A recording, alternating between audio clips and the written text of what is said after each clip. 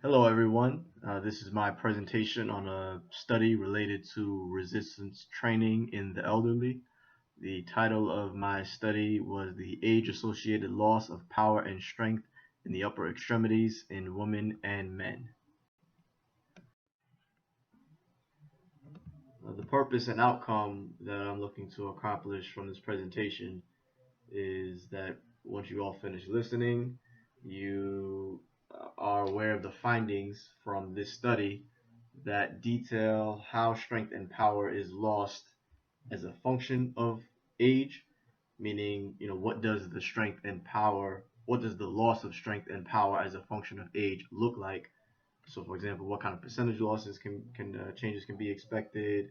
Over the course of what we talk about, decades, 20 years, when does it start, things like that, and also discuss what the findings of this study implies is the cause of these changes, and how these proposed causes or implied causes support, the findings of other research in general. So this is some general background um, on the topic of resistance training in the elderly and uh, age-associated losses in strength and power. First, those losses are well documented, so it's not a controversial. Strength and power is observed to be preserved until age 40, after which there's a rapid decline, and then this is more true in persons who don't regularly engage in physical activity um, when we compare them to those that do. Factors that have been identified as contributors to these losses are atrophy of muscle. What we see is a loss of 30% of muscle mass from age 40, between ages of 30 to 70. Um, and this loss of muscle mass is, again, believed to negatively impact things like strength.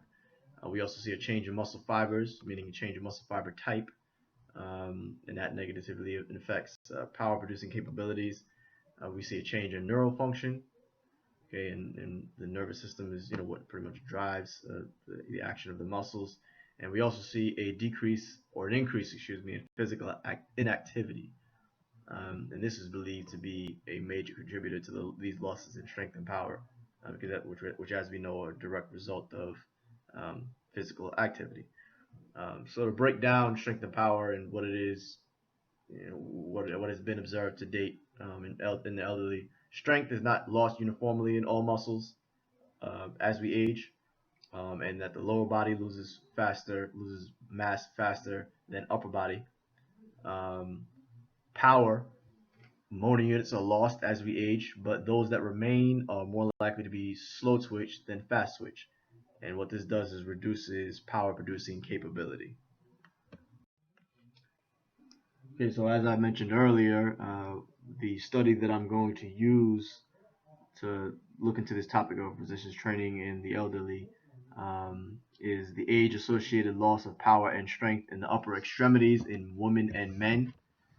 Okay, and what I would like to do with this study is provide some the background it provides, talk about what makes this study unique.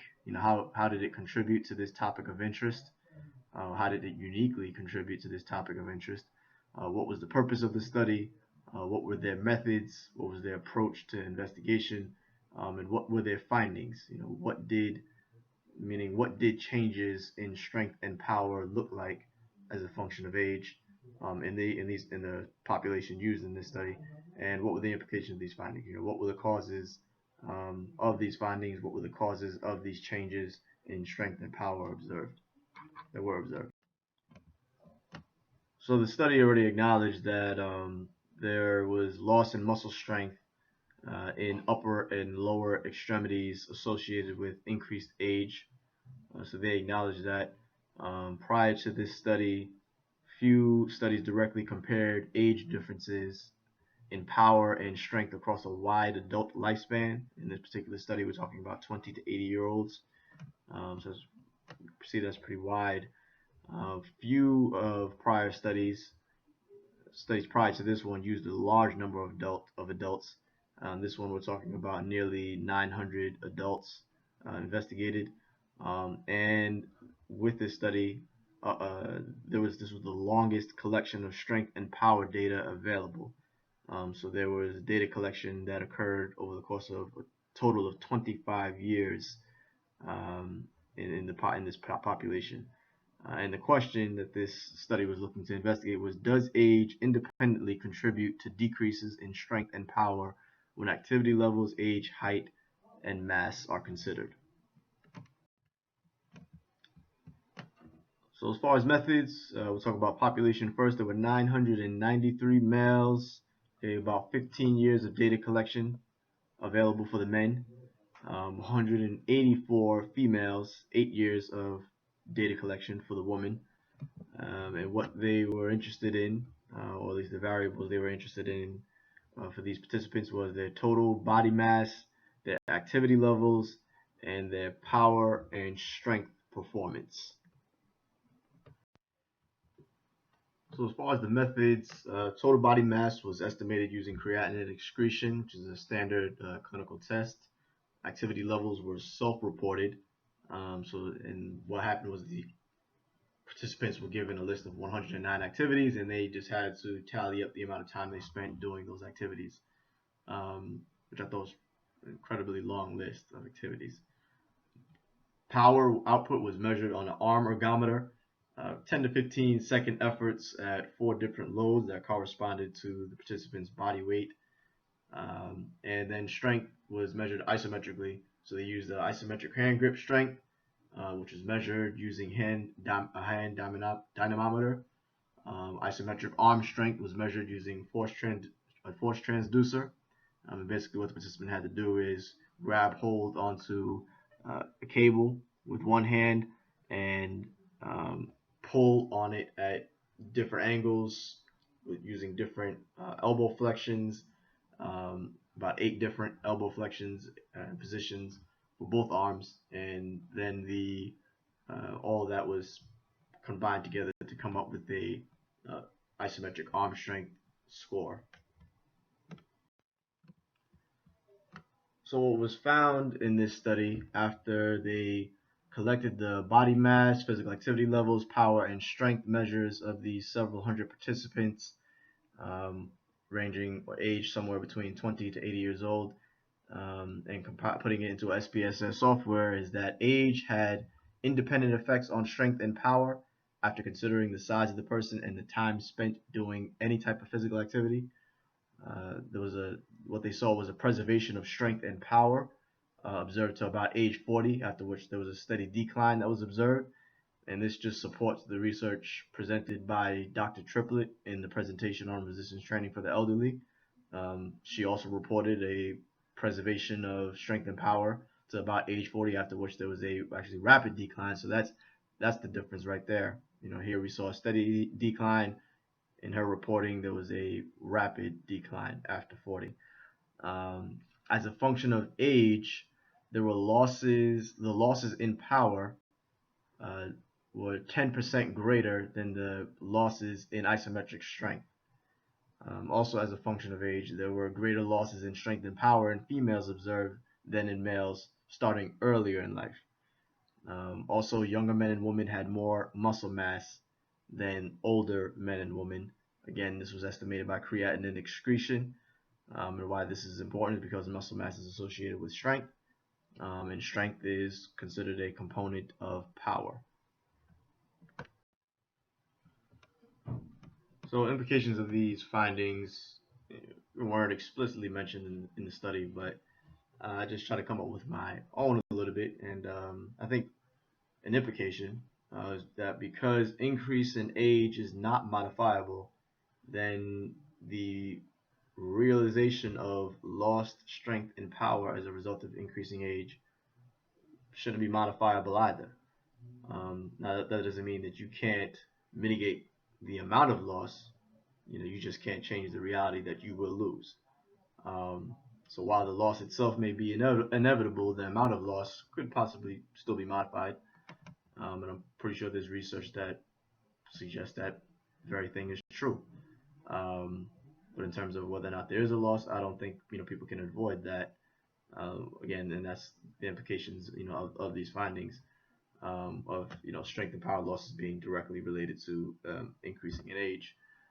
Now, as far as causes of these losses, well, it's proposed that decrease in physical activity, whether voluntary or involuntarily, leads to decreases in strength and power, because we know that physical activity, promotes and maintains and preserves muscle hypertrophy, which maintains and preserves lean muscle mass. Um, and that's actually what was seen, in this study. What they noticed is that activity levels also decreased when you looked at for example, 20-year-olds versus the 80-year-olds. Physical activity consistently decreased as the decades continued. Um, but the thing is, we don't know whether or not this decrease in physical activity is voluntary or is involuntary, because as we also know, and as the researchers also pointed out, um, there tends to be musculoskeletal issues that arise with age, and this limits activity in and of itself. So it could be due to that. Um, Another cause is loss of spinal and motor units. This results in a shift in the proportion of fast twitch muscle fibers to slow twitch muscle fibers, which ultimately leads to a decreased power output. So that's one proposed cause. And then another cause is, it's also been observed, there's a decrease in circulatory mediators of lean muscle mass. So hormones like testosterone, growth hormone, and other circulatory mediators that are involved in, um, you know, associated with lean muscle mass in the body. So some limitations. Right off the bat, self-reporting is always going to be considered a limitation. You really can't get around that though, unless people have a camera attached to them and record everything that they do for the entire year. So that's not realistic. But of course, so with self-reporting, people are more likely to over-report the amount of physical activity they get, because they know it's a good thing to do. So they have a bias to over-report it. Another thing is that the type of physical activity was not controlled for. I would imagine, maybe because that would be a statistical nightmare. Something I thought was pretty incredible is that they gave the people a list of 108 different physical activities to detail the amount of time they spent doing each. That's a lot. That's a very long list.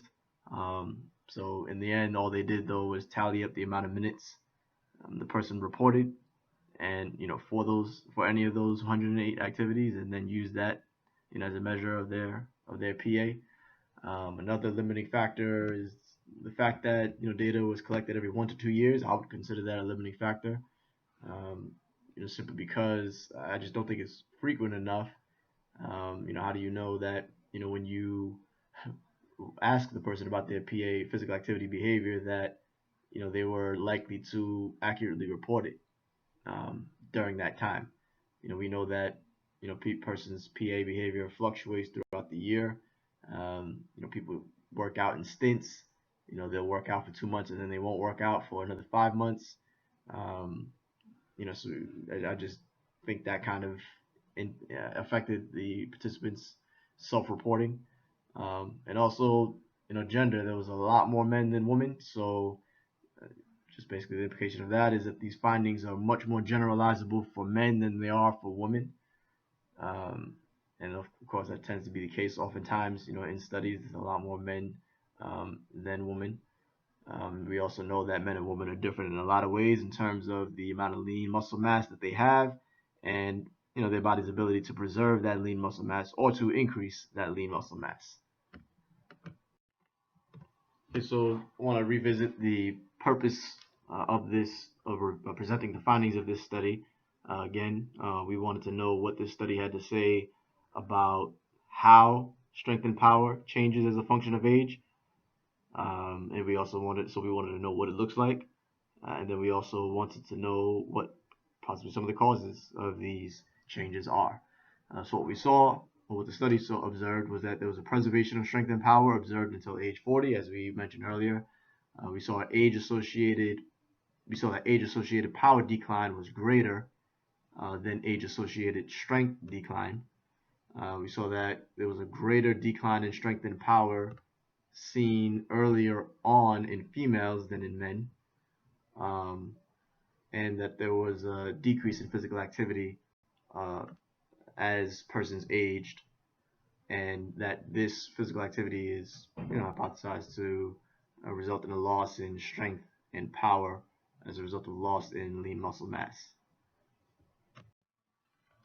And that concludes my presentation of this particular study. I hope I was very straightforward in my presentation of the findings of this study. That way it was very clear to you guys and easy to digest.